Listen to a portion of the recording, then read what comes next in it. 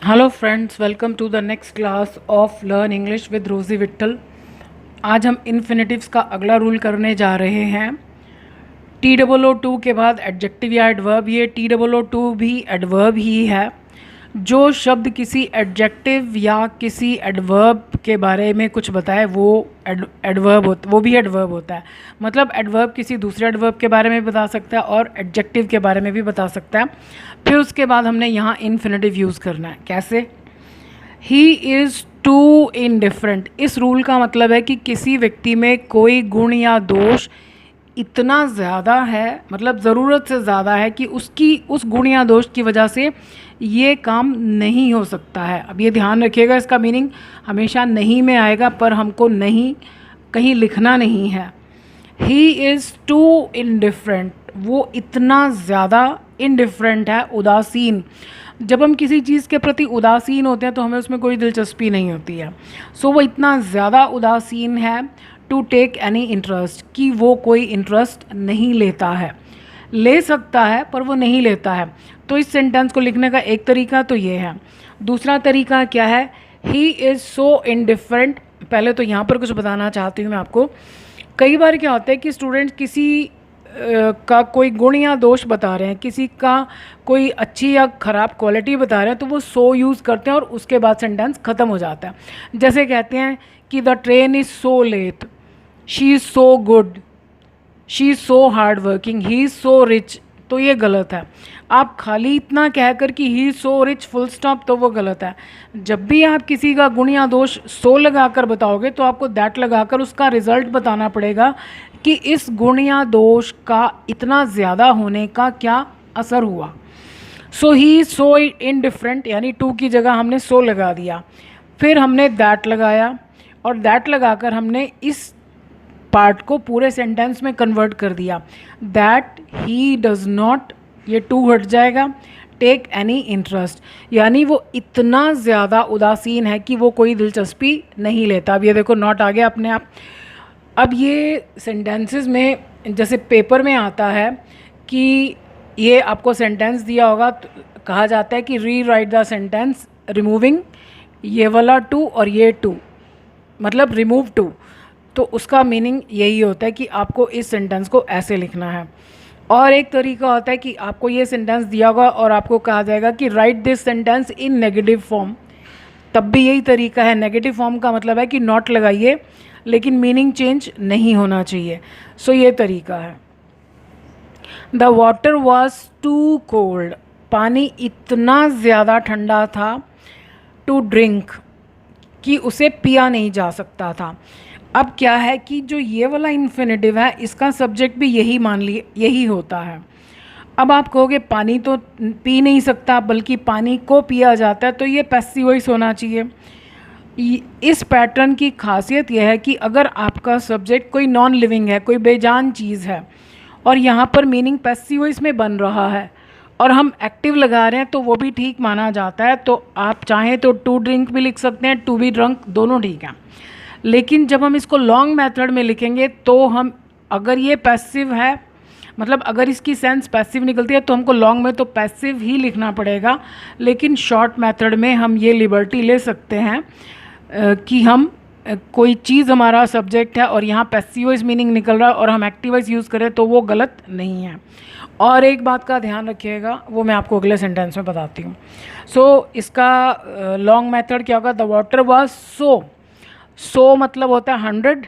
तो आप ध्यान रखिएगा कि जब आपने 100 लगाया तो आपको 100 कदम चलना पड़ेगा। 100 कदम चलना पड़ेगा मतलब आपको सेकंड वाला पार्ट भी पूरा लंबा एक सेंटेंस बनाना पड़ेगा। इसको वैसे क्लॉज बोलते हैं, यानी 100 कदम।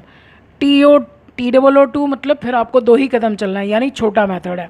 So the water was so cold, इस गुण या दोष के फ़ौरन बाद दैट के बाद ये पूरा सेंटेंस में चेंज हो जाएगा।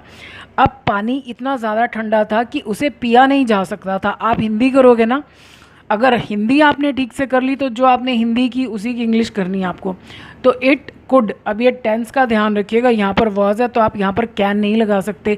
ये गलती अक्सर स्टूडेंट्स करते हैं, मोस्ट ऑफ दी सेंटेंसेस को प्रेजेंट में लिखते हैं बिना ये ध्यान दिए कि जो हमें सेंटेंस दिया वो पास्ट में है, so that it could not be drunk. अब हमें पैसिव ही बनाना पड़ेगा। ये लिबर्टी हम केवल इस शॉर्ट मेथड में ले सकते हैं, और वो भी केवल नॉन लिविंग बेजान चीज़ों में। अगर यहाँ कोई व्यक्ति है और अगर यहाँ पैसिवस मीनिंग आ रहा है तो आपको शॉर्ट मेथड में भी पैसिव ही लिखना पड़ेगा। वो आगे मैं आपको बताती हूँ एग्जाम्पल देकर। The question was too difficult for me to answer. अब अगर किसी एक पर्टिकुलर व्यक्ति के लिए ये काम करना मुश्किल है तो वो व्यक्ति आपको ये फॉर लगाकर ऐसे लिखना पड़ेगा। The question was too difficult for me to answer. अब ये ज़रूरी थोड़ी ना कि जो क्वेश्चन हमारे लिए डिफ़िकल्ट है वो सबके लिए ही डिफ़िकल्ट है। अगर ये फॉर मी ना हो तो फिर तो जनरल बात की जा रही है कि क्वेश्चन वाकई में इतना मुश्किल था कि कोई भी उसका जवाब नहीं दे सका। लेकिन अगर किसी व्यक्ति से इसको जोड़ना है तो वो ऐसे लिखा जाएगा। अब कई बार हम क्या गलती करते हैं, जैसे इसी सेंटेंस में मैंने लिखा the question was too difficult for me to answer it. ये गलत है। ये इट हम किसके लिए लगा रहे हैं? इस क्वेश्चन के लिए। ये जो पैटर्न है ना TOO2 वाला, इसमें जो सब्जेक्ट आपने स्टार्टिंग में लिख दिया उसको आप कहीं पर भी दोबारा नहीं लिखोगे। अगर आप लिखोगे तो वो गलत है। अब वैसे में यहाँ पर अच्छा लग रहा है कि टू आंसर क्या इट, पर ये गलत है। हमको यहाँ पर इट नहीं लगाना, यानी इस सब्जेक्ट को किसी भी हालत में ये टू वाले मेथड में रिपीट नहीं करना। लॉन्ग मेथड में हम कर सकते हैं, करना अगर ज़रूरत है तो करना पड़ेगा। The question was so difficult that I could not answer it. अब यहाँ पर इट आएगा। अब यहाँ पर क्योंकि मेरी बात हो रही है कि मैं जवाब नहीं दे सका, तो that I could not answer it. He ran too fast. अब मैंने आपको बताया ना टू के बाद या तो एडजेक्टिव आएगा या एडवर्ब। अभी तक सारे एडजेक्टिव्स थे। ये क्या है? ये किसी व्यक्ति का गुण या दोष नहीं है। ये बता रहा है कि काम कैसे हुआ, वो भागा कैसे भागा, तेज़, और ये बता रहा है कि कितना तेज़, तो ये एडवर्ब है। ही रैन टू फास्ट। हिंदी भी ध्यान से कीजिए। मैंने अक्सर देखा स्टूडेंट्स को 500 बार बताने के बाद भी वो हिंदी ठीक नहीं करते, और जब आप हिंदी ठीक नहीं करते तो फिर आपका सेंटेंस पक्का है गड़बड़ होगा ही होगा। वो कहते हैं कि वो बहुत तेज़ भागा, बहुत शब्द तो आपको लगाना ही नहीं। वो इतना तेज़ भागा कि उसकी ट्रेन मिस नहीं हुई, यानी उसने ट्रेन मिस नहीं की। अब हम ये नहीं कहेंगे कि वो ट्रेन मिस नहीं कर सका। ये कोई थोड़ी ना कि उसको करना था, करना चाहता था पर नहीं कर सका। जैसे यहाँ पर तो हम क्वेश्चन का आंसर देना चाहते थे लेकिन हम नहीं दे सके। क्यों? क्योंकि हमें आता नहीं था। तो यहाँ पर कुड नॉट नहीं आएगा। ही रैन सो फास्ट कि उसकी ट्रेन नहीं छूटी, so that he did not, ये ही आएगा यहाँ पर दोबारा। He did not miss the train. ये ज़रूरी नहीं है कि इन सेंटेंसेस में हमेशा सकता है ही आएगा। अब आप देखो यहाँ डज नॉट आ रहा है, यहाँ डिड नॉट आ रहा है, तो हिंदी बहुत ध्यान से कीजिए। You are too bright. अब ब्राइट का मतलब एक तो होता है चमकीला और एक होता है intelligent.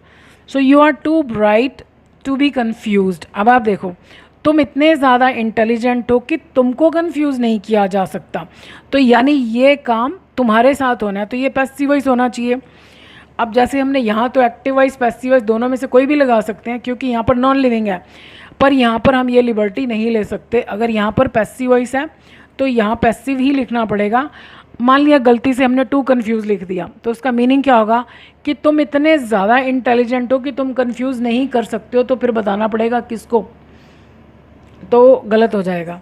So you are so bright that you can not be confused. ये देखो पैसिव कि तुमको कन्फ्यूज़ किया जा ही नहीं सकता है।